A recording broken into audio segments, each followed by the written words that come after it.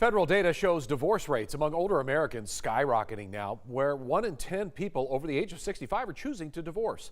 6 News reporter Mike Rogers spoke with a licensed professional therapist about this recent trend of so-called gray divorce rates and the impacts they can have. He joins us live in studio with more. Mike? Yeah, Chris, master's level therapist Nolan Garrett says it can be a combination of factors, including rekindling a relationship after kids leave the home, a lack of communication, and relationships that go stale. Licensed professional counselor Nolan Garrett says different reasons arise that cause the increase in gray divorce rates, or older Americans, 55 to 65, choosing to end a marriage over staying together. It's amazing sometimes that people have been married 30 years, have no idea what it is their partners really like.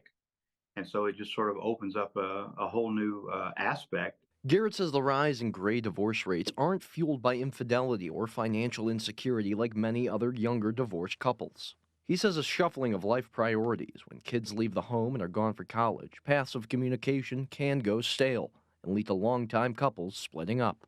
Now, where I see financial problems is in older couples that maybe have been widowed and they're dating again, and then they have to try to figure out how to combine whatever income sources they have. And so sometimes that can be a challenge. Garrett says his usual course of action is assigning worksheets for couples, describing what they like about each other and what drew them to each other in the first place. If a couple realizes that there just isn't any spark anymore, or that they just don't enjoy being with that person anymore, it's certainly a good time to, talk with someone and discuss that.